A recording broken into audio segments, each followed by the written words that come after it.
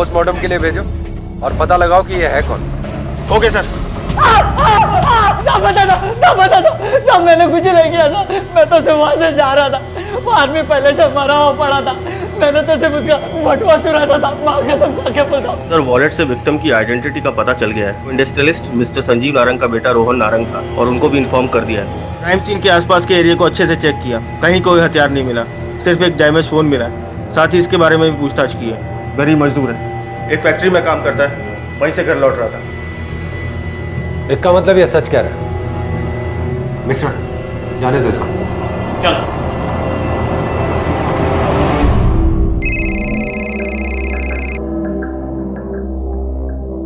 Hello,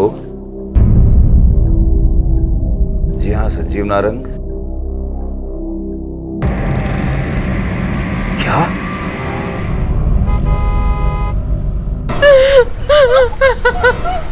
और inspector साहब, दिया और निशा कहाँ पे? दिया और निशा? मेरी बहू और पोती, वो दोनों भी रोहन के साथ गाड़ी में थी। पर हमें तो वहां पर कोई नहीं मिला और ना ही वहां पर कोई गाड़ी थी। किस गाड़ी की बात कर रही हैं? उस गाड़ी का नंबर बता सकते हैं आप? तिवारी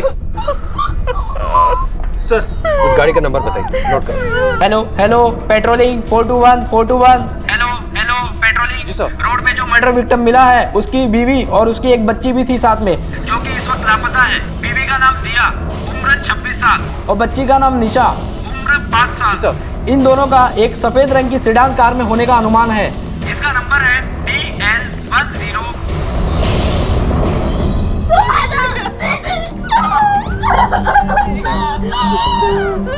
ये हमारे फैमिली फ्रेंड है मिस्टर माथुर, और ये इनकी बेटी सुहाना।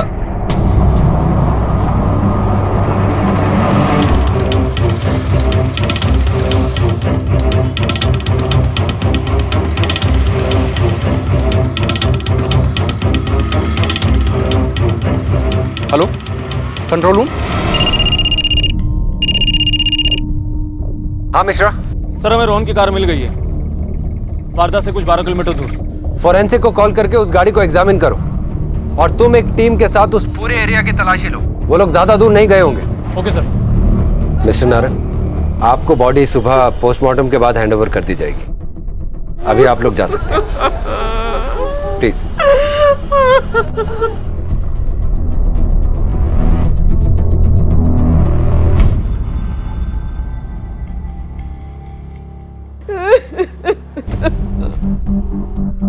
आप नहीं गई मिस सुहाना, कुछ कहना चाहती हैं आप? रोहन की वाइफ दिया का शादी से पहले एक विभोर नाम के लड़के के साथ अफेयर था।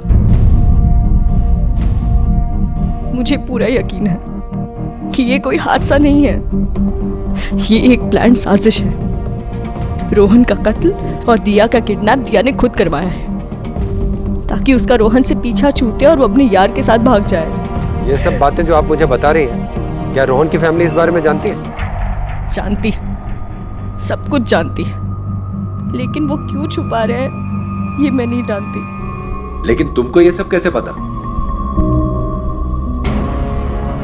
मारे गए युवक रोहन की पत्नी दिया का वो अधूरा प्यार, जिसकी बात ये लड़की सुहाना कर रही थी, इस पूरे मामले की एक अहम इंफॉर्मेशन थी जिसे रोहन के परिवार वालों ने पुलिस को बताया ही नहीं था।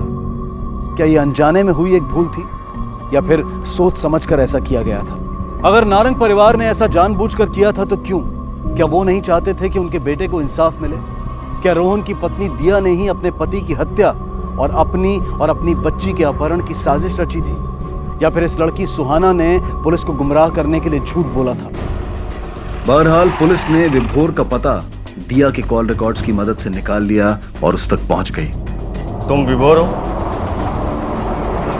हाँ सर। हमें शक है कि दिया ने अपने एक्स बॉयफ्रेंड के साथ मिलकर यह सब कुछ किया है। तुम्हारा क्या ख्याल है? Ex boyfriend? सर, आपका मतलब क्या है? मतलब आप मुझ पे शक कर रहे हैं क्या? हाँ, तुम पे शक कर रहा हूं मैं। तुम और दिया एक दूसरे से प्यार करते थे ना? एक नहीं हो पाए, तकलीफ तो हुई होगी तुम्हें, हुई थी कि नहीं?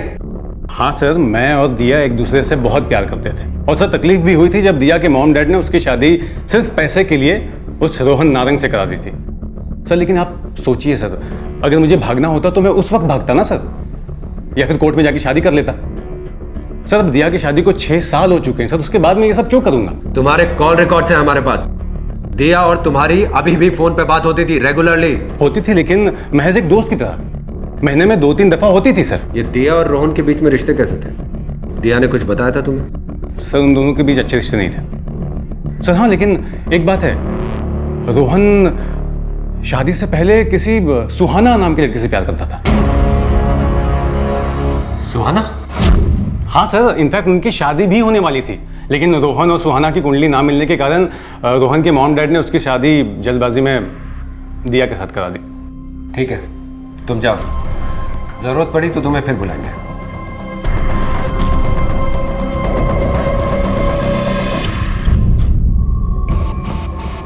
रोहन, सुहाना, दिया, विभोर, इनके बारे में सभी जानते हैं। कुछ छिपाने जैसा है ही नहीं।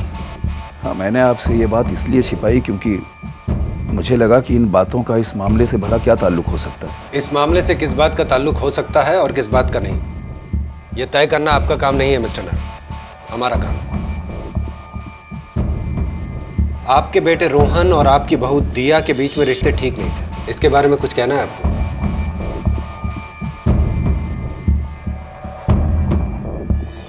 ये सच है इंस्पेक्टर, पर रोहन को शायद इस बात का एहसास हो गया था कि जिंदगी इस तरह तो नहीं चल सकती। इसीलिए वो दिया के साथ अपने रिश्तों को सुधारने की कोशिश कर रहा था। अक्सर वो उसे घुमाने ले जाया करता था, कभी डिनर पर तो कभी मूवी वगैरह। और जिस वक्त ये हादसा हुआ उस वक्त भी वो लोग डिनर करके ही लौट रहे थे। बहुत देर कर दिया आपके बेटे ने रिश्ते सुधारने में। खैर, मैं उम्मीद करता हूं कि अब कुछ ऐसा नहीं है जो आप हमसे छिपा रहे हैं। जी।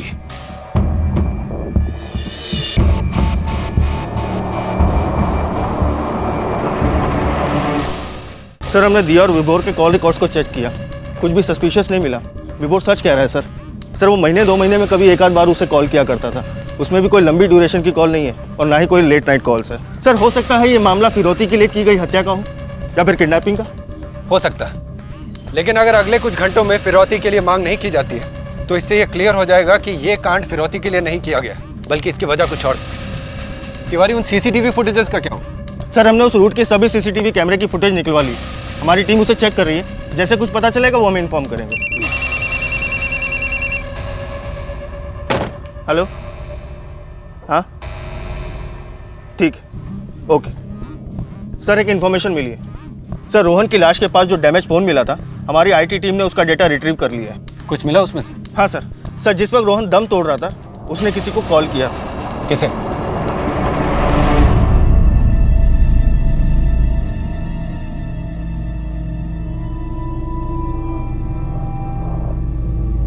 काश कि तुमने थोड़ी सी हिम्मत दिखाई होती रोहन, तो ये सब कभी नहीं होता। सुहाना, भूल जाओ उसे और जिंदगी में आगे बढ़ो। तुम्हें मैंने पहले भी कितनी बार समझाया, लेकिन तुमने मेरी बात नहीं मानी। एटलीस्ट अब तो मान जाओ। साहब, नीचे पुलिस वाले आए हैं, मैडम को बुला रहे हैं। ठीक है, तुम जाओ। सुहाना, तुम अच्छे तरीके से जानती हो ना कि तुम्हें वहां क्या बोलना और क्या नहीं।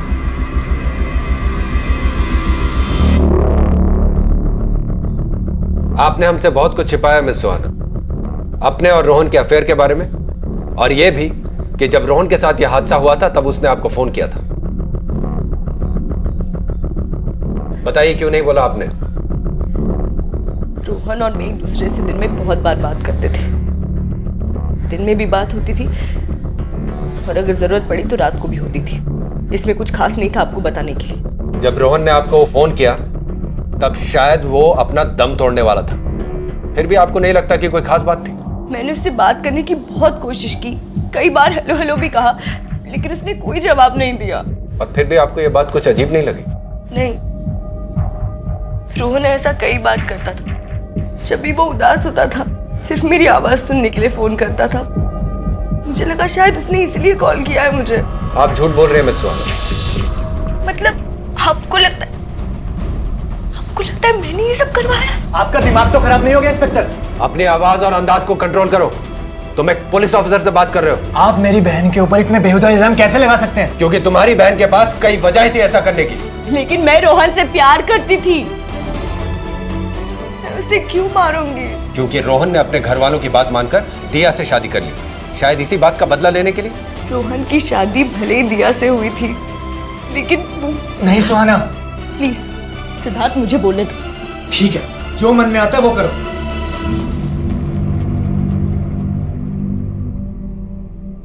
लेकिन उसकी पत्नी मैं थी। मतलब?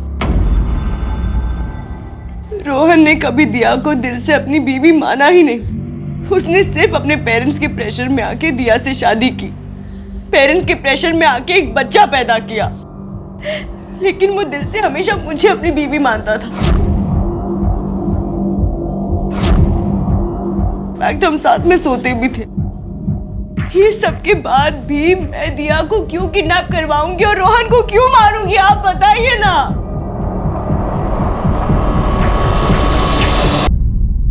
सर, दिया के पेरेंट्स आइए प्लीज। सर, कुछ पता चला दिया और निशा के बारे में? अभी तक तो नहीं, पर हम कोशिश कर रहे हैं। रोहन और दिया के रिश्ते अच्छे नहीं थे, ये तो हम जानते हैं। लेकिन क्या कभी दिया ने आप लोगों को रोहन या उसके परिवार वालों के बारे में कुछ ऐसा कहा जो आप हमें बताना चाहें, या फिर ऐसी कोई भी बात जिसे इस केस से जोड़कर देखा जा सके? शादी की बात की जिंदगी के बारे में दिया ने हमें कभी कुछ नहीं बताया। हमें जो कुछ भी पता चलता था वो प्रतिभा से पता चलता था। प्रतिभा? सर, मेरी छोटी बहन दिया की बुआ। दिया प्रतिभा से सारी बातें शेयर करती थी। तिवारी सर, प्रतिभा जी का नंबर और एड्रेस इनसे ले लीजिए। Okay sir. आप लोग मेरी बात क्यों नहीं समझ रहे हो? मैं कह रही हूँ दिया ने भाई को मरवाया है। हम सब लोग जानते कि भाई दिया को पसंद नहीं करते थे, बस इसी बात का बदला लेने के लिए उसने भाई को मरवा दिया। आपको क्या लग रहा है दिया किडनैप हो गई है? वो कोई किडनैप नहीं है, वो सिर्फ नाटक कर रही है। कुछ दिन बाद खुद ही वापस आ जाएगी भाई की विधवा बनके प्रॉपर्टी पे क्लेम करने। बस निधि, बस कर। हम सब सच्चाई जानते हैं, तो फिर क्यों?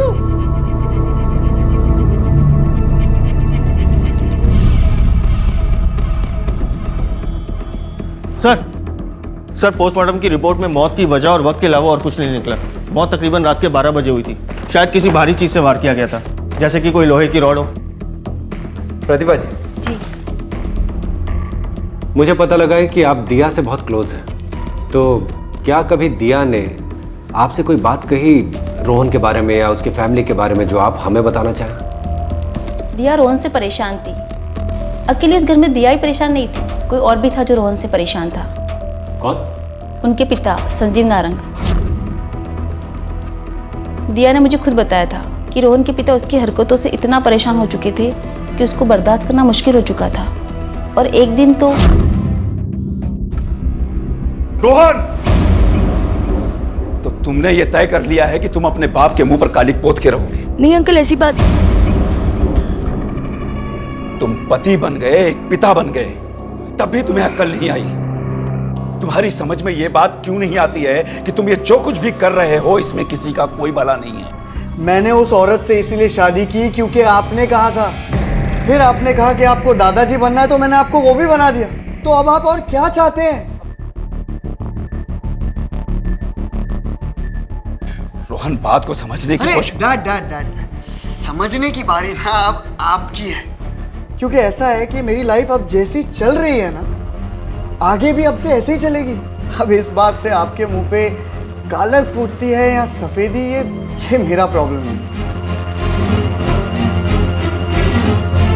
तो फिर मिस्टर नारंग ने क्या कहा? कुछ नहीं, उन्होंने इस बारे में रोहन से कभी कुछ बात नहीं की। और कोई ऐसी बात जो दिया ने आपसे कही? नहीं सर। आप जा सकती। सर, इसका मतलब मिस्टर संजीव नारंग खुद ही अपने बेटे से हार मान चुके थे, या हार मानने का दिखावा कर रहे थे? मतलब? तिवारी, पैसा और रुतबा कमाना इतना आसान नहीं होता। इसके लिए आदमी किसी भी हद तक जा सकता है। सर, इसका मतलब मिस्टर संजीव नारंग ने खुद ही अपने बेटे को... अभी कोई दावा नहीं किया जा सकता, लेकिन ये हो भी सकता है। मिस्टर संजीव नारंग इस शहर का बहुत बड़ा नाम है और रोहन की हरकतों की वजह से उनका नाम खराब हो रहा था। तो हो सकता है इस शर्मिंदगी से बचने के लिए मिस्टर नारंग ने अपने ही बेटे को इस दुनिया से दूर कर दिया। लेकिन सर इस थ्योरी में दिया और निशा ये फिट नहीं बैठती। तिवारी, हो सकता है ये किडनैपिंग भी महज एक दिखावा इस पूरे ड्रामे को हादसे का रूप देने के लिए। हो सकता है कि दिया और निशा को कहीं सही सलामत छिपा के रख दिया गया और कुछ ही दिनों में वो लौटा है। इस नारंग के बारे में सब कुछ पता करो, इसके कॉल डिटेल्स, बैंक डिटेल्स, किससे मिलता है, सब कुछ। Okay sir. कुछ गलतियां तब समझ में आती हैं जब उन्हें सुधारने का वक्त हाथों से निकल चुका होता। हम सब ने शायद बहुत बड़ी गलती की थी उन दोनों को इस रिश्ते में बांधकर। आप क्यों रो रही है बहन जी, जबकि गलती तो हमारी है। हमने ही अपनी बेटी का हाथ आपके बेटे के हाथ में देने से पहले उसकी असलियत जानने की कोशिश नहीं की। बस करो अनुजा। क्या बस करूं? देखिए, आपके बेटे के साथ जो हुआ ना, वो उसके अपने कर्मों का फल था, लेकिन हमारी बेटी के साथ जो हुआ और जो अब हो रहा है वो तो सरासर नाइंसाफी है जो आप लोगों ने की है, आपके बेटे की असलियत हमसे छिपाकर। और इसके लिए भगवान आपको कभी माफ नहीं करेगा, याद रखिएगा। सर ये देखिए, जिस सीसीटीवी कैमरे की फुटेज हमारी टीम चेक कर रही थी उसमें 4 लोग 2 बाइकों पर रोहन की गाड़ी का पीछा करते हुए दिखाई दिए। तिवारी, इन लोगों को देखकर एक बात तो पक्की है कि ये नारंग और सुहाना के फैमिली मेंबर्स तो नहीं हो सकते। जरूर कोई हायर्ड क्रिमिनल्स है। लगता तो ऐसा ही है sir. Good job Tiwari. Thank you sir. In bikes के नंबर्स के बारे में पता लगा? नहीं सर। सर रात का वक्त और कैमरे और रोड की दूरी की वजह से बाइक्स की नंबर प्लेट तो नहीं दिखी, लेकिन बाइक्स का मॉडल का पता चल गया। ये बाइक्स जरूर चोरी की रही होंगी तिवारी, क्योंकि कोई भी अपराधी ऐसे अपराध को अंजाम देने के लिए अपनी बाइक का इस्तेमाल तो करेगा नहीं। सर मैं बाकी के थानों से कोऑर्डिनेट करके चोरी की हुई बाइक्स का पता लगाता हूँ। सर संजीव नारंग से जुड़ी एक खास बात पता चली। क्या पता लगा? सर संजीव नारंग ने अपनी सिक्योरिटी में कुछ गुंडे पाले हैं, जिनमें से कुछ तो हिस्ट्री शीटर्स भी हैं, और उनमें से एक तो घटना वाली रात से ही गायब है।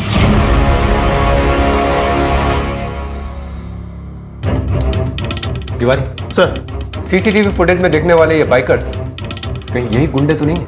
हो सकता है सर। मिश्रा, सबको घेरो। Okay sir. क्या जरूरत थी तुम्हें उन लोगों से इस तरह से बात करने की? हमारी बिटिया को लौटकर उनके साथ ही उस घर में जाके रहना है। अरे कैसे पिता हो तुम? इतना सब होने के बावजूद भी आपको लगता है कि हमारी दिया को उस घर में रहना चाहिए और उन लोगों के साथ रहना चाहिए जिन्होंने उसकी ये हालत बना दी।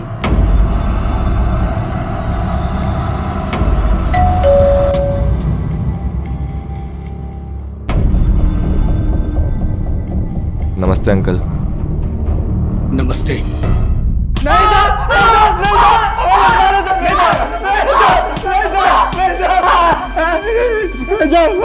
रोहन नारंग को किसने मारा?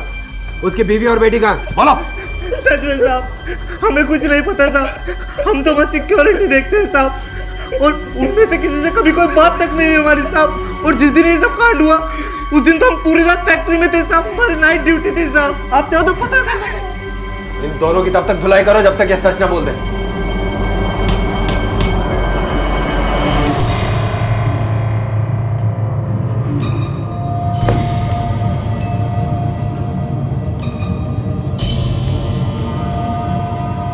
बेटा निशा, इधर आओ, इधर आओ बेटा। अभी चुप रहना, कुछ मत बोलना, ओके? कोई आवाज नहीं होनी चाहिए। बस इस दरवाजे की तरफ ध्यान देना। अगर कोई आए तो मम्मी को ऐसे क्लैप करके बता देना, ठीक है? आ जाओ।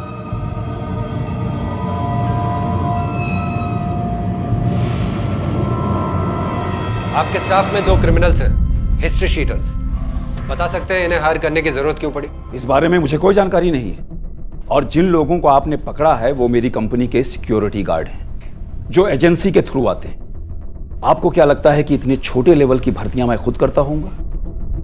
आप मुझ पर शक कर रहे हैं? शक करना हमारा काम है और हम वही कर रहे हैं। यानी आपके कहने का मतलब यह है कि मैंने अपने बेटे को मरवाया है? वो आपके लिए बदनामी की वजह बन गया था मिस्टर नारंग, और आपको अपनी इज्जत, अपना नाम बहुत प्यारा है, तो क्यों नहीं? ठीक है, ठीक है, अपने नाम की खातिर मैंने अपने बेटे को मरवाया।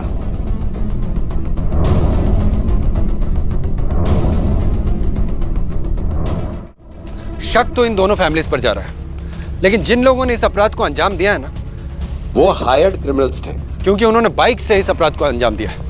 पर अभी तक कोई रैंसम कॉल नहीं आया है। इसका मतलब ये काम फिरौती के लिए नहीं किया गया है। तो फिर वजह क्या हो सकती है? सर, नारंग फैमिली का कहना है कि रोहन अपने और दिया के रिश्ते सुधारने की कोशिश कर रहा था और इसी वजह से उसने हर संडे को डिनर का प्रोग्राम बनाया था। और अगर ये बात सच है तो फिर इस कत्ल के पीछे एक ही इंसान का हाथ हो सकता है, जो ये नहीं चाहता था कि दिया और रोहन के रिश्ते सुधर जाएं। और ऐसा एक ही इंसान हो सकता, सुहाना, क्योंकि वो रोहन से प्यार करती थी। पर इस सूरत में तो मर्डर दिया का होना चाहिए था। तो आपको क्या लगता है सर? मुझे लगता है कि जिसने भी ये क्राइम किया है उसका मोटिव सिर्फ एक था, या तो रोहन का मर्डर या दिया और निशा की किडनैपिंग। दूसरा क्राइम उससे बाय मिस्टेक हो गया। या तो वो लोग रोहन का मर्डर करने आए थे, दिया और निशा ने उनमें से किसी एक को पहचान लिया और उन्हें उन दोनों को किडनैप करना पड़ा, या फिर वो दिया और निशा को किडनैप करने आए थे, रोहन ने उन्हें बचाने की कोशिश की और इस चक्कर में रोहन मारा गया। लेकिन कौन सा क्राइम जानबूझ के किया गया है और कौन सा एक्सीडेंटली हुआ है, इसका कैसे पता चलेगा सर? नारंग फैमिली से तो हमने पूछताछ कर ली है। अब देखते हैं दिया के घर वालों से हमें क्या लीड मिलती है।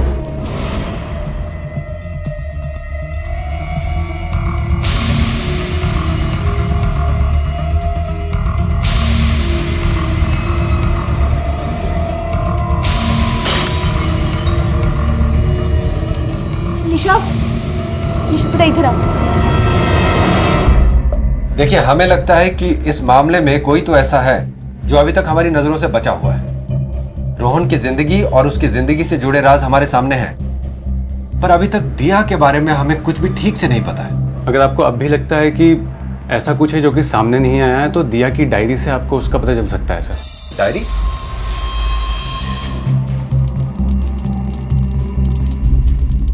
हाँ सर, दिया ने खुद मुझे बताया था। उस घर में किसी से उसकी पटती नहीं थी, इसलिए दिया अपने दिल की बातें उनको बोल नहीं पाती थी, इसलिए उसने डायरी लिखना शुरू किया था। चलो तिवारी। इंस्पेक्टर सर, आप यहाँ क्या कर रहे हैं? हमें आपके घर की तलाशी लेनी है। सर्च वारंट है आपके पास? देखिए, हमें अपना काम करने दीजिए। चलो तलाशी लो। इंस्पेक्टर सर रुकिए, आप ऐसा कुछ नहीं कर सकते। इंस्पेक्टर, मैं अभी अपने लॉयर को कॉल करती हूँ। कर लो लॉयर को। हेलो मिस्टर सक्सेना,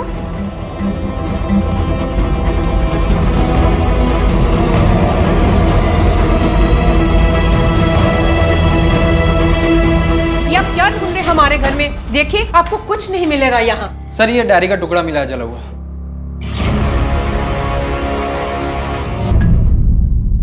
ये डायरी दिया की है ना? किसने जलाया इसको? तुमने?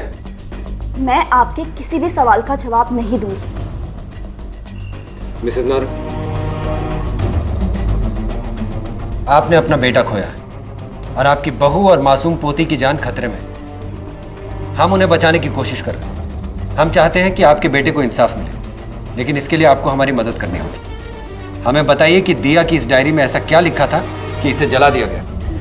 माँ, आपको परेशान होने की कोई जरूरत नहीं है। आपको इनको कुछ भी बताने की जरूरत नहीं है। ये हमारा कुछ नहीं बिगाड़ सकते। अब चलिए यहाँ से, अब चलिए।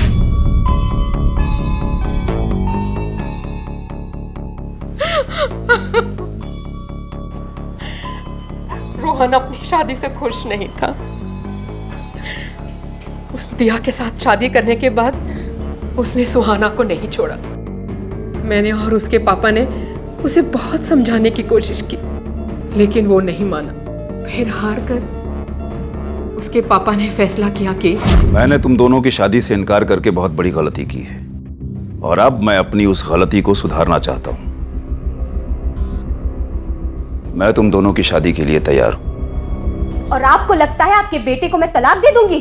पिछले 6 साल से नरक भुगत रही हूँ आपके इस रिश्ते में, और जब आज आपके बेटे की हरकतों की वजह से आपके और आपके खानदान पे आंच आने लगी, तो आज अचानक आपको गलती का एहसास होने लगा। मैं ऐसा नहीं होने दूंगी। पहली बार उसने मुंह खोला था और वो गलत नहीं थी। इसका मतलब दिया को सिर्फ रोहन और सुहाना ही नहीं, तुम भी पसंद नहीं करती थी। मुझे कोई दिया से पर्सनल प्रॉब्लम नहीं थी। मेरा भाई उसे पसंद नहीं करता था, इसलिए मैं भी उसे पसंद नहीं करती थी। अपने भाई से बहुत प्यार करती थी। तो फिर दिया की डायरी क्यों जलाई तुमने? मुझे लगा कि अगर आपके हाथ में वो डायरी लग गई तो आप हमें गलत समझेंगे, इसलिए मैंने वो डायरी। शक तो हमें तुम लोगों पर अब भी।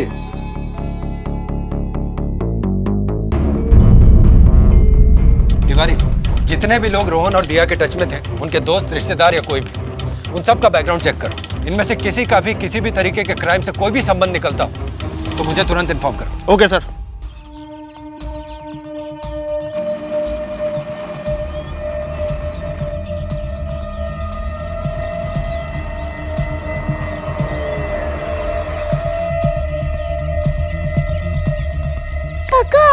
हाँ बेटा, मैं रो मत, चलो मैं घर पे छोड़ देता हूँ। आ जाओ बैठो, मैं आपको आपके घर पे छोड़ देता हूँ।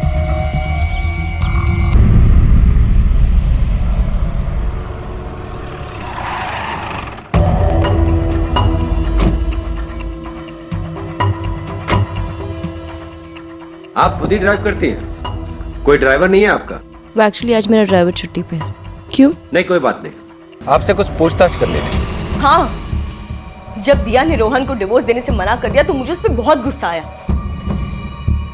लेकिन आप शायद भूल रहे हैं कि जिस रात को दिया और निशा का किडनैप हुआ था, उस रात को रोहन का मर्डर भी हुआ था। और अगर ये सब मैंने करवाया होता ना, तो सिर्फ किडनैप होता, मर्डर नहीं। मैं रोहन से प्यार करती थी इंस्पेक्टर। लेकिन जब रोहन ने दिया से अपने रिश्ते सुधारने की कोशिशें शुरू कर दी, उसे रेगुलर बेसिस पे डिनर पे, मूवीज पे ले जाने लगा, तब तुम्हें रोहन से नफरत नहीं हुई? बहुत नफरत हुई थी। मैंने रोहन से इस बारे में बात भी की थी, लेकिन रोहन ने कहा वो वही कर रहा है जो सही है। तब तो तुम्हारे पास रोहन का कत्ल करने की भी वजह थी और दिया को किडनैप करने की भी। आप जो समझना चाहते हैं समझ सकते हैं, लेकिन सच्चाई इसी में है कि मैंने कुछ भी नहीं किया है। अगर रोहन से मैं नफरत कर पाती ना, तो तब करती जब उसने दिया से शादी की थी, और दिया से भी तभी बदला लेती। 6 साल लंबा इंतजार नहीं करती, समझे आप? सर एक खबर मिली है। मिस्टर संजीव नारंग ने बैंक से 1 करोड़ रुपए निकाले, वो भी कैश। 1 करोड़? जी हाँ, वो पैसे मैंने ही निकाले थे। किस लिए? उन कातिलों को देने के लिए जिन्हें आपने अपने बेटे की सुपारी दी थी? जी, उन्हीं लोगों को देने के लिए जिन्होंने मेरे बेटे को मार डाला, लेकिन अपनी बहू और अपनी पोती को बचाने के लिए। कल रात उन लोगों का फोन आया था मुझे। हेलो, तेरी बहू और तेरी पोती हमारे कब्जे में, समझा? अब जो बोल रहे ना चुपचाप वो कर। हेलो, ये ले, तेरे बहू से बात कर। बाबूजी मुझे बचा लीजिए बाबूजी। दिया बेटा, घबराना नहीं, मैं हूं ना। और मैंने उनकी इस डिमांड को हाँ कर दी। तिवारी सर, जिस नंबर से रैंसम कॉल आया है उसे ट्रेस करो। Okay sir. कब और कहां मंगवाए हैं उन्होंने पैसे?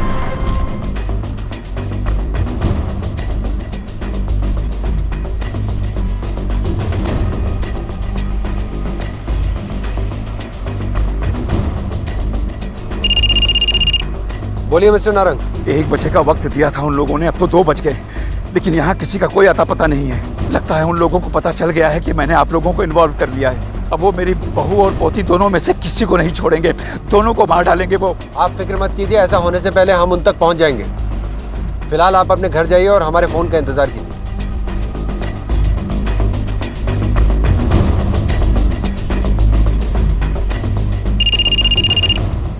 हाँ मिश्रा, बोलो।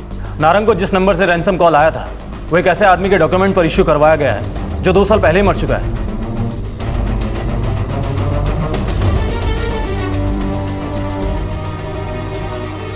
यस सर, दोनों सिम यही के हैं। वो सारे पेपर्स एकदम सही थे सर। हमें कैसे पता कि इस सिम का क्या यूज होने वाला है? कैमरा काम करता है? हाँ जी सर। थोड़ा जूम करो। सर, कुछ 10 दिन पहले खरीदे गए थे सिम कार्ड। तिवारी, बहुत करना। और सर, इसने 1 नहीं बल्कि 2 सिम कार्ड खरीदे थे। सर, रोहन अपना खुद का कातिल? ये कैसे हो सकता है? जैसे कि हमें शक था तिवारी, रोहन ने दिया की किडनैपिंग प्लान की और खुद ही अपनी साजिश का शिकार हो गया।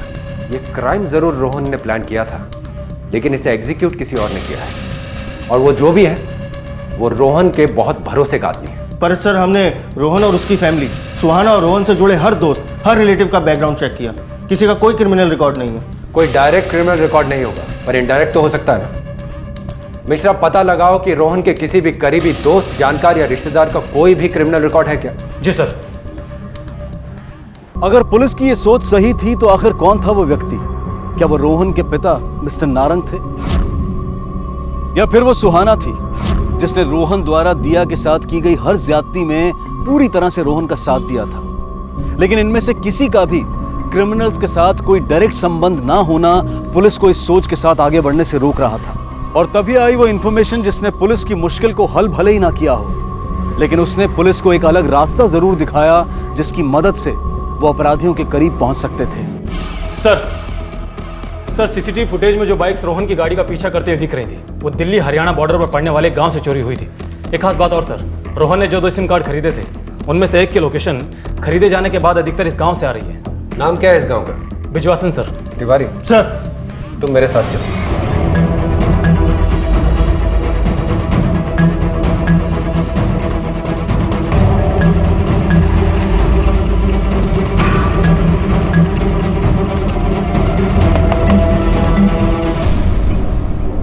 बहादुर जी, तुम्ही ने कुछ दिन पहले अपने बाइक चोरी होने की कंप्लेंट करवाई थी। जी हाँ साहब। ये चोट कैसी लगी तुझे? साहब, जब चोर मारी गाड़ी चुरा के भाग रहा था ना, तो साहब मन ने उसका पीछा करने की कोशिश करी। साहब, हाथापाई में उसने मन ने चाकू मार दिया। पर बाइक तो तेरी 1 हफ्ते पहले चोरी हुई थी। ये चोट तो नहीं लग रही? ना साहब, चोट तो पुरानी है साहब, वो पट्टी अभी कराई ना। दिल्ली में तेरा कोई दोस्त या रिश्तेदार रहता है क्या? ना सर, कोई ना है। चलो तिवारी।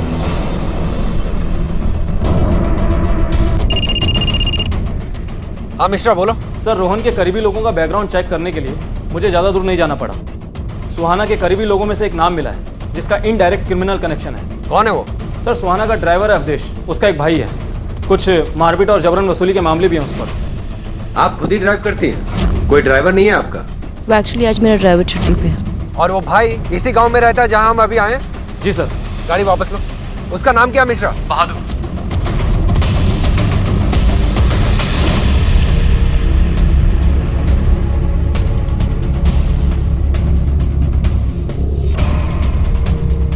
सर, इधर आइए। सर, ये देखिए, इधर एक कमरा है। हटाओ इस अलमारी को हटाओ।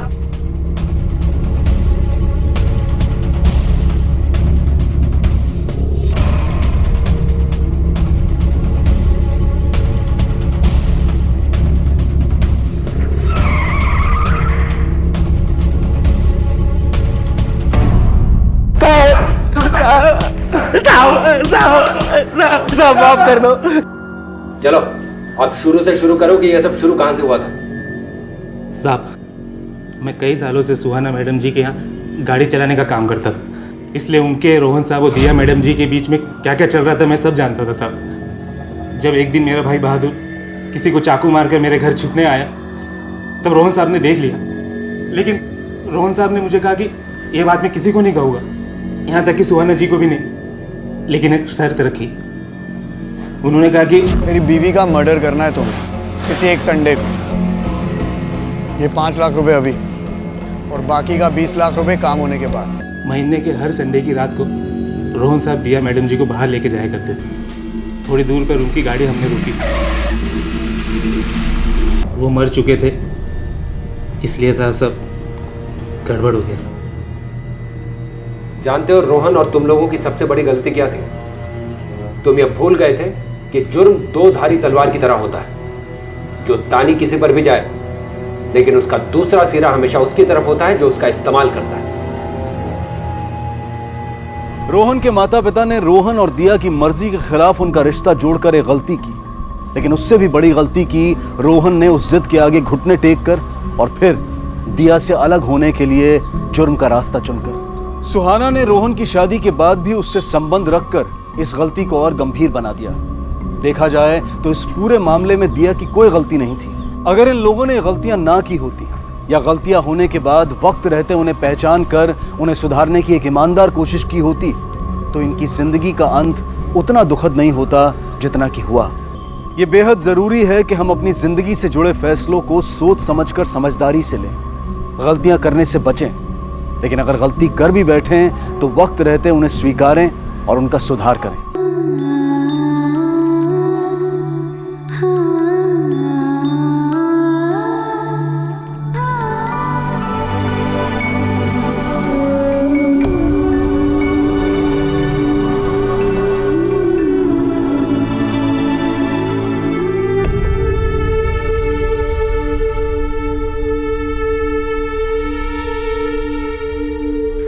नमस्कार, आदाब। क्राइम पेट्रोल डायल 100 में आप सबका स्वागत है। आज की कहानी एक ऐसे बाप और बेटी की कहानी है जिन्हें कुदरत ने शारीरिक रूप से कुछ कमियां दी थी। पिता जावेद देख नहीं सकता था और उसकी भोली भाली बेटी बोल नहीं सकती थी। अपनी इस मजबूरी की वजह से जावेद मैना की हर बात को समझ नहीं पाता था।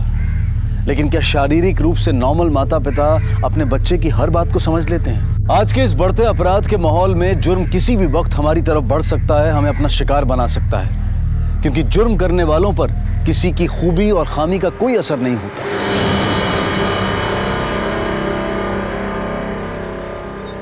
अल्लाहु अकबर, अल्लाहु अकबर।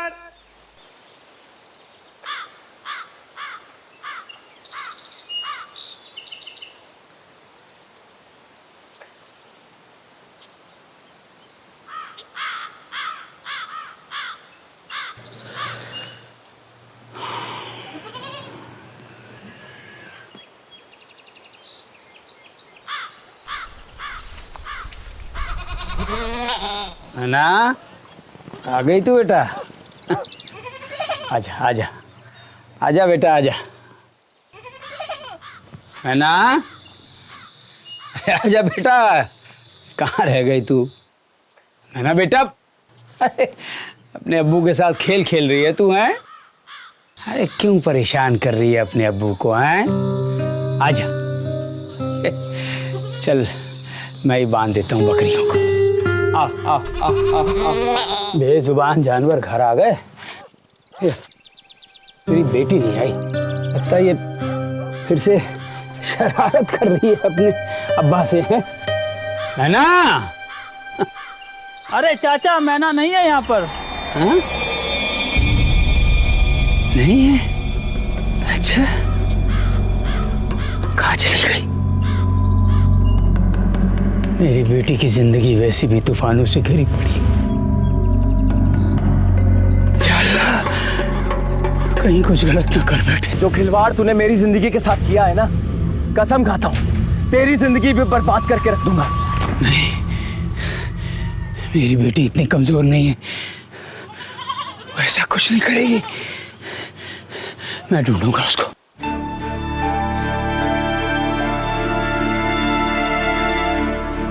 ना ना बेटा, ये मैना को देखा है कहीं क्या?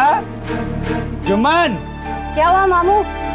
जुम्मन कहाँ है? वो तो सुबह से ही शहर गए हैं और बच्चे अभी आए नहीं हैं। मैना के साथ तो गए थे। खुद तो बिगड़ी है, मेरे बच्चों को भी बिगाड़ रही है। मुन्ना भी नहीं लौटा अभी तक। कुछ फिक्र सी होने लगी है मुझे। फिक्र मत करिए मामू, जाएंगे कहाँ? आ जाएंगे, यही होंगे कहीं। अच्छा, वालेकुम अस्सलाम। रफीक। अरे जावेद चाचा, सलाम वालेकुम। वालेकुम अस्सलाम। बेटा वो मैना को कहीं देखा तुमने? नहीं तो क्यों, क्या हुआ? लौटी नहीं घर अभी तक। अरे आ जाएगी, होगी अपनी बकरियों के साथ कहीं। बेटा बकरियां तो घर आ गई, मैना नहीं लौटी। अच्छा चाचा, आप यहीं रुको, हम बस दुकान बंद कर लेते हैं, फिर चलते हैं साथ में, ढूंढते हैं उसे। ठीक है। सुनिए, इधर आइए जरा। हाँ आया। चाचा आप 2 मिनट रुको, हम बस अभी आते हैं। बात क्या है बताओगी? चलो ना, ऐसा है ना, दूसरों के फटे में टांग लाने की कोई जरूरत नहीं है। तुम कहीं नहीं जाओगे। जावेद चाचा हमारे अपने हैं, हमारे पड़ोसी हैं वो। लेकिन इतने बड़े गांव में पड़ोसी का फर्ज निभाने के लिए तुम ही नहीं हो, और भी बहुत पड़े। और तुम्हारी दोस्ती ना बहुत अच्छे से समझती हूँ मैं, इसके लिए बोल रही हूँ, कहीं जाने की कोई जरूरत नहीं है। हर रिश्ते को एक तराजू में नहीं तोला जाता जमीला, और मैना की बात बिल्कुल अलग है, सबसे अलग। चलो चाचा। चाचा, जावेद चाचा। वालेकुम चाचा। वालेकुम सलाम। भैया जरा ध्यान रखो। जावेद भाई कहाँ जा रहे हो? अरे करीम भाई, वो मैना अभी तक घर नहीं आई है, वो मुन्ना और रानी भी नहीं आए, तो नूर क्या देखने जा रहा हूँ। नहीं मिले तो फिर जंगल की तरफ जाऊंगा। जावेद भाई मैं भी आता हूँ आपके साथ। इलियास, महमूद, तुम जंगल की तरफ जाओ। चलो जावेद भाई, नूर के घर जाते हैं। चलिए।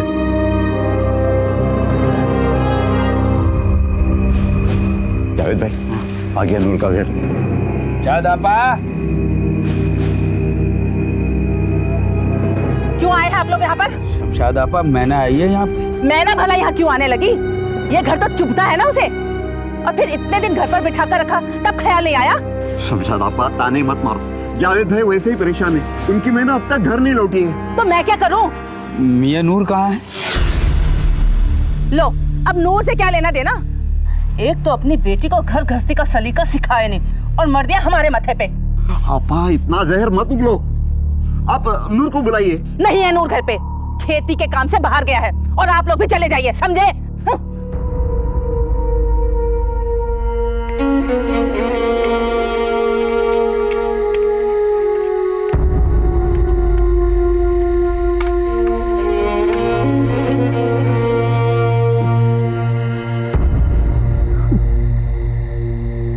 कहाँ चली गई मेरी बच्ची?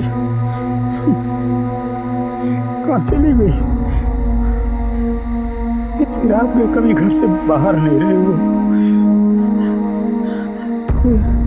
अगर किसी मुसीबत में पड़ गई तो किसी को आवाज भी नहीं लगा पाएगी बेचारी। वो तो पैदाइशी। जावेद भाई। हाँ? जावेद भाई। हाँ आपा। मुबारक हो। हाँ? आपको बेटी हुई है। आपको भी बहुत बहुत मुबारक हो। मेरी बेटी, मेरी बेटी। शुक्र है मेरे अल्लाह, शुक्र है। मेरी बच्ची। अच्छा आपा ये बताओ, बेटा दिखने में कैसी है? माशाल्लाह परी है, परी। बहुत खूबसूरत है बच्ची। लेकिन जावेद भाई। हाँ आपा। एक फिक्र की बात है। क्या?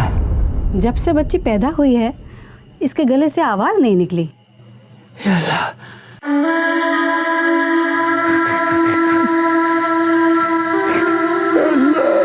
मेरी बेटी की हिफाजत करना।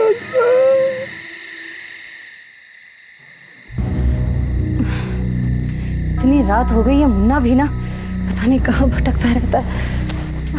आपा? अरे शामत, देखना ये बच्चे पता नहीं सुबह से कहाँ गायब है। वैसे मुझे मुन्ना की फिक्र नहीं है, पर रानी तो अभी छोटी है ना। आपा घबराइए मत, बच्चे ठीक होंगे। आज सुबह ही मैंने रानी को मैना के हाथों में देखा था। मेरा शक सही निकला, मेरी रानी को वो चुड़ैल ले गई है, और तुम कहते हो कि घबराओ नहीं, वो मुझसे मेरे बच्चे छीन कर ही दम लेगी। ऐसा कुछ नहीं आपा। रुखसाना आपा, आपकी लाडली मैना गायब हो गई है। आपने इस बेबस को सहारा ही नहीं दिया, बल्कि हर मुसीबत में मेरा साथ भी दिया। क्या करूं आपा? कभी इसकी आहट को समझ लेता हूँ और कभी नहीं समझ पाता हूँ। ये बेचारी बिन माँ की बच्ची और मैं अभागा बाप, न जाने क्या आजमाइश ले रहा है ये अल्लाह मेरी।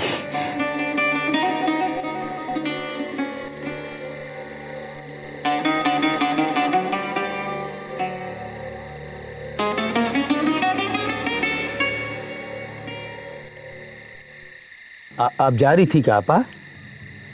जी हाँ, जा रही थी।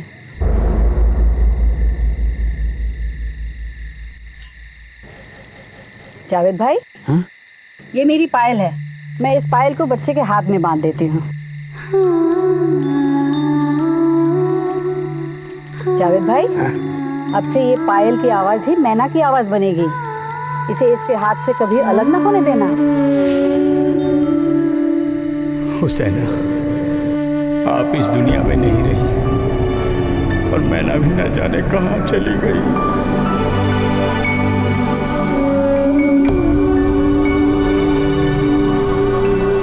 जावेद की जिंदगी में मैना के अलावा और कुछ नहीं था और मैना की जिंदगी भी जावेद से जुड़ी हुई थी। लेकिन मैना के अचानक गायब हो जाने से जावेद की जिंदगी हिल सी गई थी। मैना के साथ साथ उसके पड़ोस के 2 बच्चे मुन्ना और रानी भी गायब थे। गांव के लोग भी उन्हें ढूंढने की कोशिश कर रहे थे। आखिर क्या हुआ था उनके साथ? क्या मैना और वो बच्चे साथ में किसी हादसे का शिकार हो गए थे? क्या कोई अनहोनी हो गई थी? पुलिस स्टेशन दूर होने की वजह से शिकायत अगले दिन दर्ज करवाई गई। मेरे बच्चों को ढूंढ दीजिए साहब, मैं नहीं रह पाऊंगी उनके बगैर, पता नहीं कहाँ होंगे। साहब, यही है वो बेटा जावेद जिसकी बेटी मैना मेरे बच्चों को ले गई। आसिफा, मेरी बच्ची ऐसा नहीं कर सकती है। चाचा मैंने खुद देखा है उन्हें साथ में। खुद का घर तो बसा नहीं पाई, दूसरों के घरों में आग लगाती फिरती है, बड़ी मजलूम बनती है। बेचारी क्या जादू कर रखा है मेरे बच्चों पर उसने। चुप हो जा, चुप हो जा, चुप हो जा। मैं तेरे लिए दूध ले आती हूँ, ठीक है?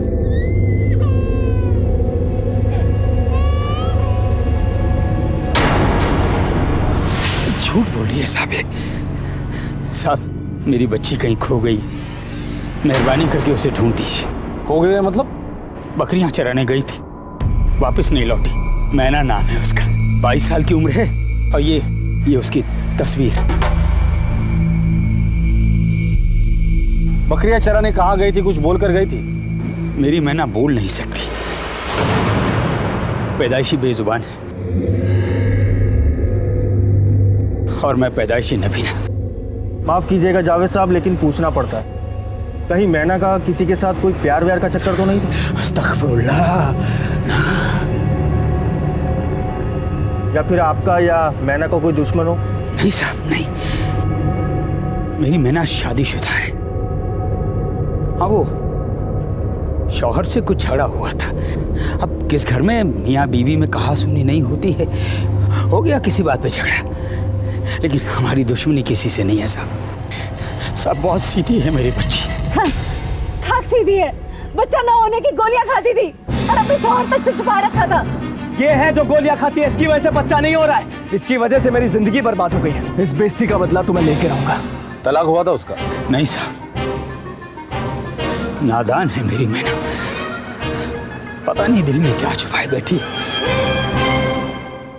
सर, एक कहावत है, अंधे और गूंगे का कोई दुश्मन नहीं होता, लेकिन जुर्म करने वाले का कोई दोस्त भी नहीं होता। दास, 1 साल की बच्ची रानी,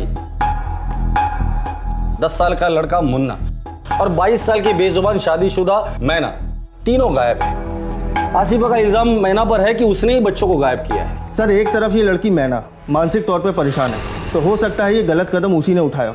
दूसरी तरफ उसके पति नूर पर नाम और धोने के ताने लग रहे थे, तो वो भी ये काम कर सकता है। सर, एक पॉसिबिलिटी और है कि इन तीनों केस का आपस में कोई कनेक्शन ही ना हो। वो जो भी हो, फिलहाल तो ये 3 लोगों के मिसिंग का मामला बनता है। एक टीम तैयार करो इन 3 लोगों को ढूंढने के लिए और गांव में जाके पूछताछ करो कि ये माजरा क्या है। Okay sir.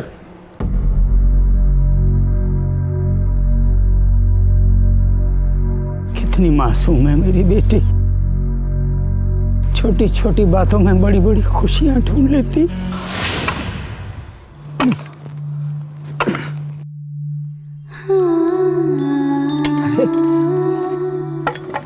मैना बेटा,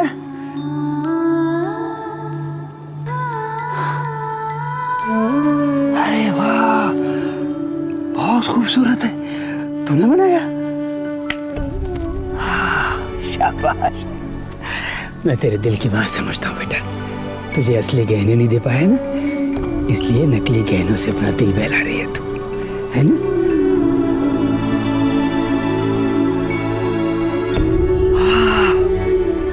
मैना अब्बू की दुनिया है, अब्बू मैना की दुनिया है।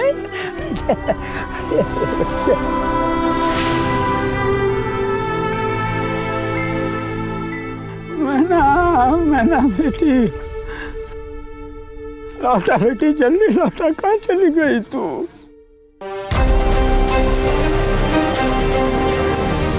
आप नूर की अम्मी? जी हाँ, मैं ही हूँ। पर क्या हुआ साहब? नूर का है तो खेती के काम से बाहर गया हुआ है।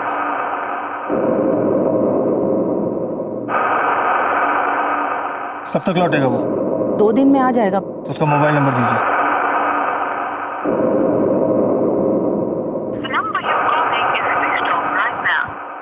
एक तो घर से गायब है, ऊपर से फोन भी बंद आ रहा है, और वहाँ आपकी बहू मैना, वो भी लापता है। कहीं आप ही का तो हाथ नहीं है मैना के गायब होने में? ये आप क्या कह रहे हैं साहब? मुझे कुछ नहीं पता। नूर अगर घर आए तो उससे कहिएगा थाने में आके हमसे मिले। जी साहब।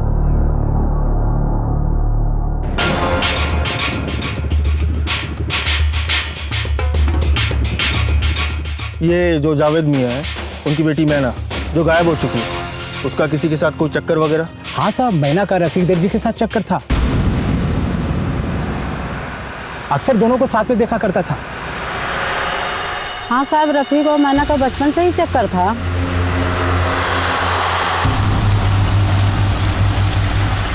अरे मोहन, हाँ, वो चरने वाली बकरियां बांध के क्यों रखी है?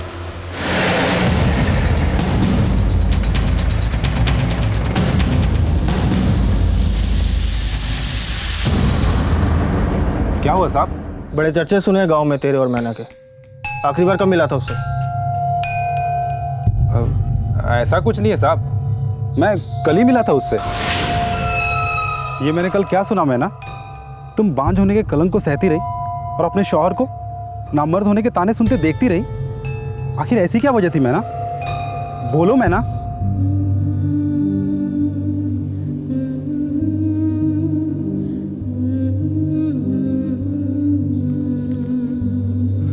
क्या इतना गलत कैसे सोच सकती हो तुम मैना?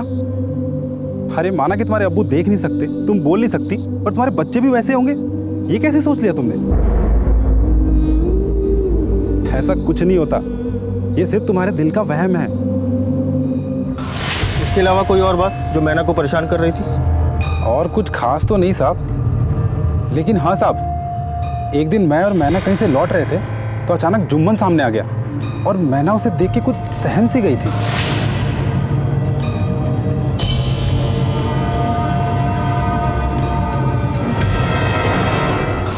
जुम्मन, वो आसिफा का शौहर? जी साहब। लेकिन उसको देख के क्यों डर रही थी वो? अब ये तो पता नहीं साहब, क्या बात होगी। ठीक है, लेकिन गांव छोड़कर हमसे पूछे बिना मत जाना। जी साहब। देख दो जाके। मोहन, ये पत्थर पे खून कैसा लगा?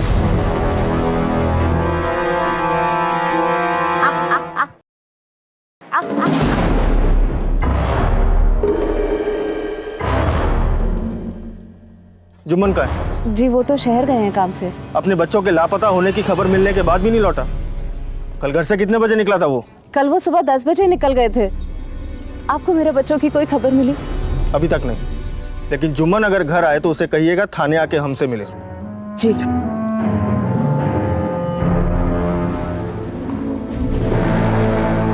सर, मैं कांस्टेबल घोष बोल रहा हूँ। हटिए, पीछे हटिए। सर, ये देखिए सर। सर, आसिफा की बातों से लगता है काफी जलन है उसे मैना से। सर, आसिफा का ये भी कहना है कि बच्चे उससे ज्यादा मैना को पसंद करते थे, फिर मैना इसे क्यों मारेगी? हो सकता है कि मुन्ना के हाथों कुछ हादसा हुआ और उसमें इसकी जान चली गई हो और मैना का कुछ लेना देना ही ना हो। सर, ये भी हो सकता है कि ये काम किसी और ने किया हो और उसके बाद मैना और मुन्ना को उठा के ले गया हो। ये जो भी है तो एक मासूम बच्चे के मर्डर का मामला। मुन्ना और मैना को सबसे पहले हमें ढूंढना होगा। आसपास का इलाका छान मारो। मुन्ना और मैना के फोटोग्राफ हर पुलिस स्टेशन में सर्कुलेट करो। पत्थर पे खून का सैंपल ले लो और बॉडी पोस्टमार्टम के लिए भेज दो। Okay sir. जुम्मन, 2 दिन से कहा था तू? शहर गया हुआ था साहब। तो मैंने तुमसे क्यों डरती थी? वो भला मुझसे क्यों डरने लगी साहब? अच्छे ताल्लुकात है हमारे, पड़ोस में काफी सालों से रहते हैं साहब हम। किसी ने गलत खबर पहुंचाई होगी साहब आप तक। वो तो रफीक ही उसके पीछे पड़ा रहता है। कभी मैंने टोक दिया होगा तो सहम गई होगी साहब। और ये क्या सवाल कर रहे हैं साहब आप? मेरे बच्चे की मौत हो गई है साहब, मेरा बेटा गायब है, मैना का कोई पता नहीं है साहब। तुम्हें किसी पर शक? नहीं साहब, ऐसा तो कोई नहीं। पता करो रानी की लाश जहाँ मिली वहाँ किस किस के फोन एक्टिवेट थे। लेकिन रानी का मर्डर कौन कर सकता है? मुन्ना, मैना या नूर? और एक बात समझ में नहीं आ रही, ये मैना खुद तो माँ बनना नहीं चाहती थी, लेकिन दूसरों को बच्चे से बहुत प्यार करती थी। और हाँ, जिस तरह से लाश को छुपाया गया था, कोई नहीं चाहता था कि ये मर्डर सामने आ जाए। वो ना हो कोई गांव वाला ही इन्वॉल्व है इसमें। और सर, नूर गायब भी है। नूर को ढूंढना बहुत ज़रूरी है।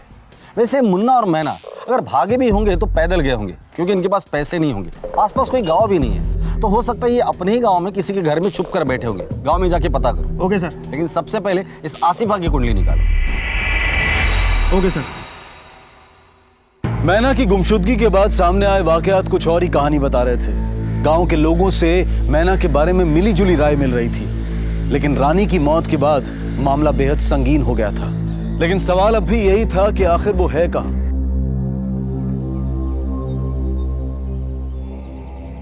आखिर जिसका डर था वही हुआ ना।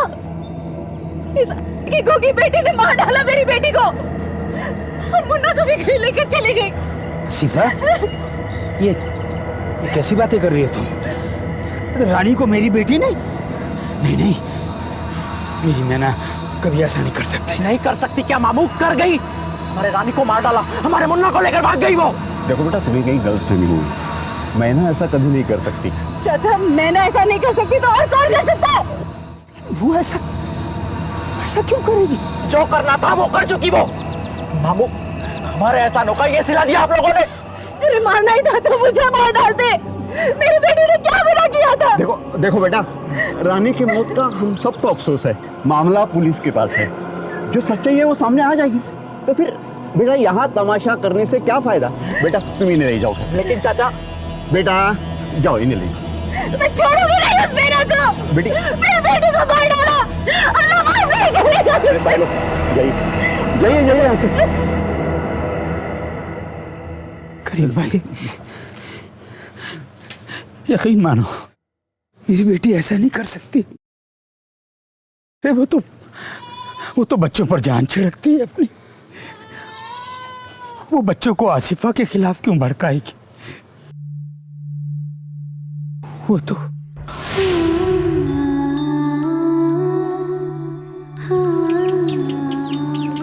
मैना अपा, आप ही मेरी अम्मी क्यों नहीं बनी?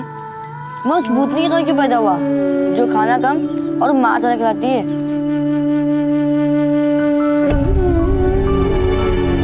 जमुना, मैना आपा क्या कह रही है? ऐसी बातें नहीं करते बेटा, आखिर वो तुम्हारी अम्मी है। यही तो रोना है नानू। मैना बेटी, घर आ जा, घर आ जा। शांत रहिए। पूरे बाप की हिम्मत जवाब दे रही है।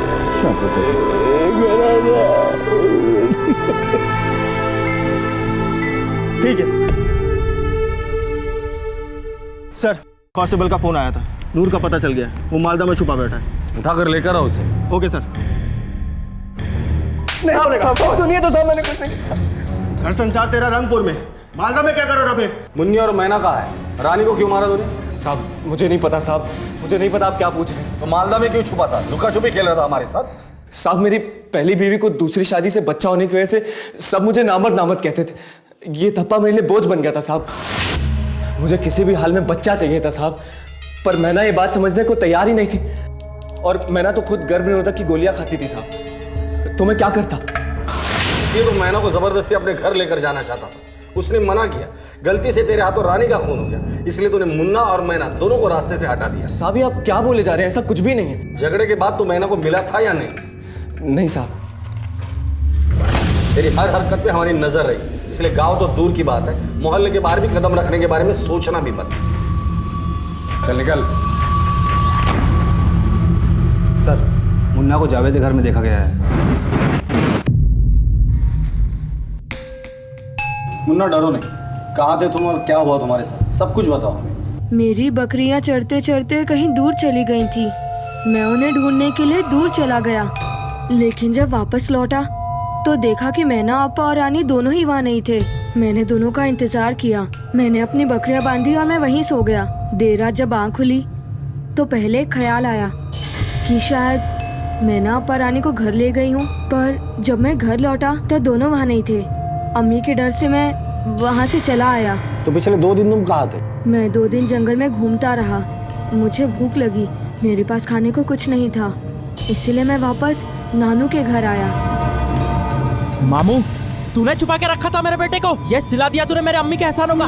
ये सिला दिया तूने मेरे अम्मी के एहसानों का? नानू ने कुछ नहीं किया है, छोड़ दो। मैंने मना किया था तुझे मैना से मिलने के लिए, और तूने रानी को मैना के पास ही छोड़ा। आपा आपा कहता है ना, उसी ने मारा है तेरी बहन को। कातिल है वो, तू जा वहां से, कातिल है वो। मैना आपा किसी को नहीं मार सकती, वो बहुत अच्छी है। वो तो आप हो जो मैना आपा के मना करने के बाद भी उन्हें छूते थे, उनसे लिपटते थे, उनके साथ गंदी हरकतें करते थे। वरना मार डालूंगा तुझे।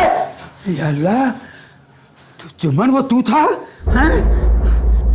अरे मेरी मैना ने मुझे कई बार समझाने की कोशिश की, लेकिन मैं आंखों का अंधा कुछ समझ नहीं पाया।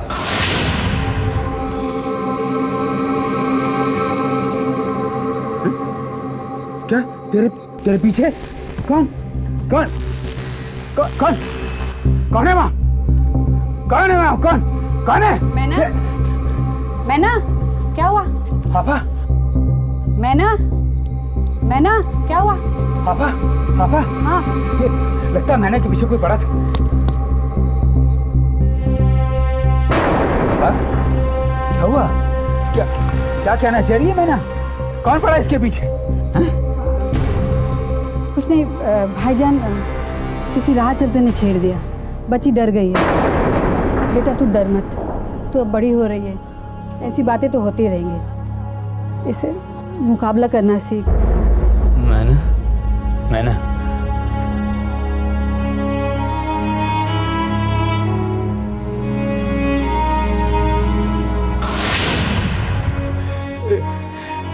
मैं तो बेबस लाचार अंधा था, पर यहाँ तो आंखों वालों ने मुझे और मेरी मैनों को धोखा दिया साहब। रुखसाना आपा भी अपनी औलाद के गुनाहों पर पर्दा डालती रही।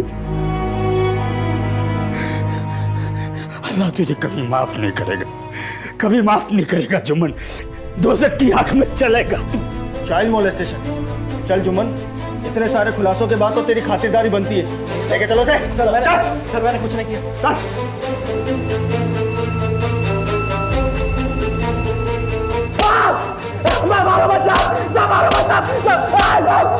देख जुम्मन, सिर्फ सच बोलना, कहानी सुनने के लिए टाइम नहीं मेरे पास। सब सच बताता हूँ साहब, मैना की अम्मी नहीं थी साहब, इसलिए मेरी बकरियों का दूध उसे पिलाया गया। वो जब बड़ी हुई तो मैं उसे जंगल में बकरियां चराने ले जाता था, मैं ही उसका ख्याल रखता था साहब। पर फिर लगा कि वो जवान हो रही है। जावेद को ये बात पता नहीं चली, समझ सकता हूँ, लेकिन तेरी अम्मी को भी ये बात पता नहीं चली। पता चली थी साहब, और उन्होंने मुझे मैना से मिलने को मना भी किया। देख जुम्मन, बिन माँ की बच्ची है मैना, कुछ नहीं है जावेद के पास सिवाय उसकी बेटी की इज्जत के। तू उस पर नजर मत डाल। हाँ, अगर मैना से शादी करनी है तो मैं तेरी शादी करा देती हूँ। बोल, करेगा शादी? ठीक है, तो आइंदा अगर मैना की तरफ नजर भी उठाई तो मैं खुद तुझे पुलिस के पास दे दूंगी। अम्मी के मना करने के बाद मैंने नैना को देखा तक नहीं साहब। अच्छा, तूने कही और हमने मान ली। देख जुम्मन, सच बोल। नहीं साहब, सच कह। उसके बाद मैं गांव-गांव जाकर बकरियां खरीदने और बेचने का कारोबार करने लगा साहब। अब्बा के इंतकाल के बाद मैं घर गृहस्थी में फंस गया साहब। सच साहब, मैंने उसके अलावा और कुछ नहीं किया साहब, सच में। मैंने क्या किया साहब? माना कि तुमने कुछ नहीं किया, लेकिन ऐसा कैसे हो सकता है कि जुम्मन की बुरी नज़र मैना पर थी और तुम्हें इस बात का अंदाज़ा भी नहीं था? जुम्मन की कुटाई के बाद कुछ बातों का खुलासा हो चुका है, अब ऐसा ना हो कि तुम्हारी भी।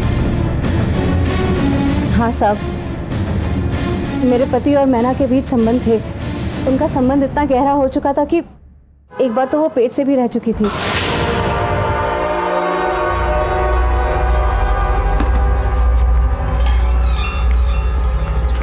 अरे मैना, तू यहाँ क्या कर रही है? क्या तू मां बनने वाली है? तू इधर आ। हाँ बता, क्या हुआ? तो हाँ ठीक है ना, हम बच्चा गिरा देंगे।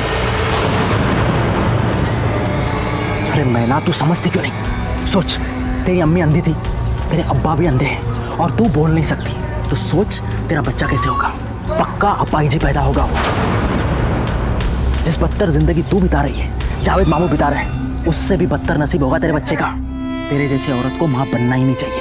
अब सोच मैना, बच्चा गिराने की गोलियां आती है, वो मैं तुझे देता हूँ, तू वो खा लेना तो बच्चा गिर जाएगा, और तुझे बच्चा कभी होने नहीं देना है, समझी तू?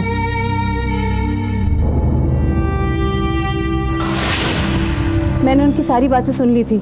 मैं जुम्मन से झगड़ा करने जा ही रही थी कि मेरे भाई शामत ने आकर मुझे रोक लिया और समझाया कि शामत हट जा, हट जा। शांत हो जाओ, मेरी बात सुनो। हर बार लड़ाई करने से कोई फायदा नहीं है। रही बात मैना की तो उसे मैं देख लूंगा, पर सोचो इस बात का फायदा उठाकर तुम जुम्मन जीजू को जिंदगी भर अपने काबू में रख सकती हो। उस वाक़ये के बाद मैंने जुम्मन को कभी अपने पास भटकने तक नहीं दिया। जब मैना का निकाह हुआ तो मुझे लगा कि शायद अब हमारी शादीशुदा जिंदगी पटरी पर आ जाए, पर जब मैंने ऐसे ख्वाब देखे तब उस मैना ने आके मेरे सारे ख्वाब तोड़ दिए। जुम्मन ने मैना का बच्चा गिराया, उसे गर्भपात की गोलियां ला कर दी। जुम्मन का डर मैना के दिल में इस तरह घर कर गया था कि शादी के बाद भी वो मां नहीं बनना चाहती थी। बांझपन का सिक्का अपने माथे ले लिया, सब कुछ चुपचाप साइड करती रही। क्या ऐसी मैना किसी को मार सकती है? सर ऐसी मैना ही ऐसा कर सकती है। हो सकता है कि जुम्मन ने जो कुछ मैना के साथ किया था उसका बदला लेने के लिए ही मैना ने रानी को मारा होगा। हाँ बोलो।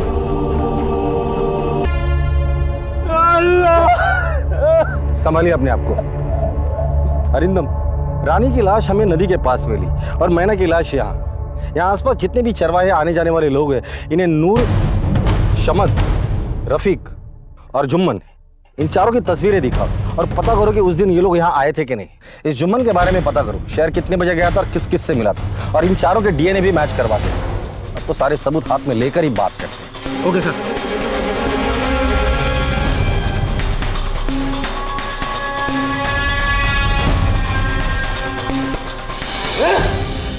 क्या रे नूर, काफी अंधेरे में रखा तूने हमें।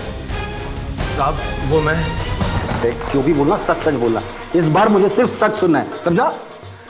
साहब सब गांव में तमाशा करने के बाद मुझे पछतावा हुआ, तो मैंने सोचा कि मैं मैना से खुद जाकर बात करूंगा।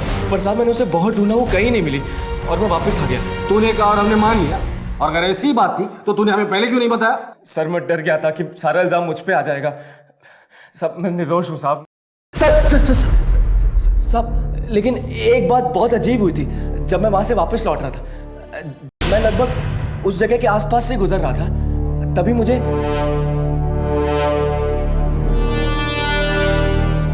अब साहब जब मैना ही नहीं रही तो हो सकता है कि शामत ही कातिल हो। कितने बजे की बात है ये? लगभग 2 बजे की बात होगी। खड़ा रहे। साहब मैंने कुछ नहीं किया है साहब। मैना की लाश जहाँ मिली वहां तुझे देखा गया है, हमारे पास गवाह भी है और सबूत भी। जंगल में क्या घूमने गया था तू? मैंने कुछ नहीं किया है साहब, उस दिन तो। अच्छा तो तू रानी को लेकर यहाँ बैठी है और वहाँ मेरी आपा का बुरा हाल है। कितनी बार कहा है मैंने तुझसे कि मेरे जीजा जी से दूर रह, वरना बहुत बुरा होगा, समझी? अरे ये धौंस कहीं और जाके दिखाना।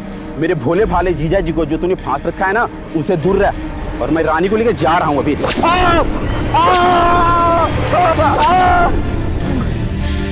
देख लूंगा तुझे, मैं देख लूंगा तुझे। मैना के हाथों पिटने के बाद मेरी हिम्मत ही नहीं हुई साहब कि मैं उसके पास जाऊं। पता नहीं किस बात का गुस्सा मुझ पे उतार रही थी। कितने बजे थे? लगभग 2 बजे साहब। 2 बजे? हाँ साहब, सुबह मैना से मिलने के बाद मैं पूरे दिन शादी के कपड़ों की तैयारी में लगा हुआ था। नूर और समद दोनों एक ही वक्त बता रहे हैं, और ये जुम्मन भी कह रहा है कि वो दोपहर को मिला था। सर ये देखिए कॉल रिकॉर्ड्स।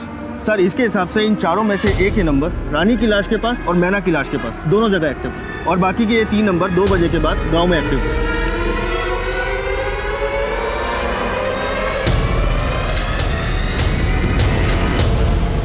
रानी की लाश जहाँ मिली थी और मैना की लाश जहाँ मिली थी, कॉल रिकॉर्ड के हिसाब से तेरे मोबाइल की लोकेशन उस दिन उस वक्त वहीं पर थी। उस एरिया के चरवाहे ने तेरी फोटो पहचान ली। तू शहर जाने के लिए दोपहर को निकला था, लेकिन डेपो से पता चला है कि तूने रात की बस पकड़ी थी। तो दिन भर कहाँ था तू? मैना के नाखून में जो स्किन के टिश्यूज मिले उसी तरह डीएनए मैच हो ही जाएगा। अब तो तू बुरी तरह से फंस चुका है। अब तू सच बोलेगा या सच बुलवाने का इंतजाम मैं करूँ? हाँ मैंने मारा है उन दोनों को, मगर इसमें मेरी कोई गलती नहीं थी, ये उसकी नादानी थी। वो जब ससुराल से टूट कर आई तो मुझे लगा वो मुझे मना नहीं करेगी, और इतने दिनों की दूरियों का हिसाब भी लेना था साहब।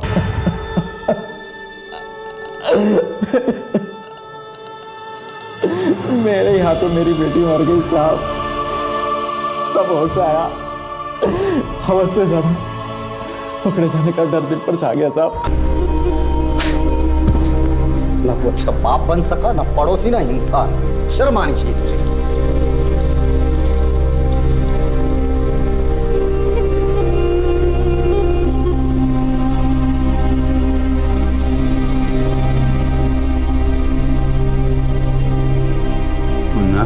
नानू,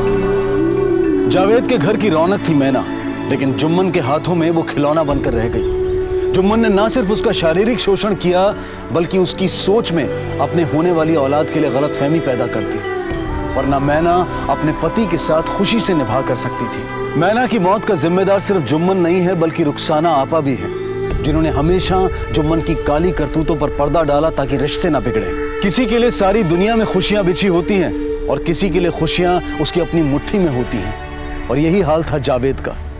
जिंदगी ने जितना कुछ उसे दिया था, उससे कहीं ज्यादा वक्त वक्त पर उससे वापस भी लिया था। जुम्मन की हवस ने ना सिर्फ एक मजबूर बेजुबान लड़की मैना को, बल्कि उसके बाप को भी गम में डुबो दिया।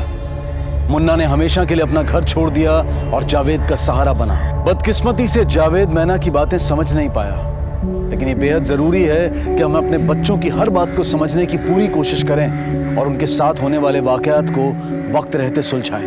इसी विचार के साथ अब मैं अनूप सोनी आपसे विदा लेता हूं। फिर मुलाकात होगी अगले एपिसोड में एक और चौंका देने वाले केस के साथ। तब तक अपना और अपने परिवार का ख्याल रखें और देखते रहें क्राइम पेट्रोल डायल 100। सबक एक को सीख हम सबको। जय हिंद। क्राइम पेट्रोल्स के और भी दिलचस्प कहानी देखने के लिए हमारे चैनल को सब्सक्राइब करें और बेल आइकॉन दबाना न भूलें।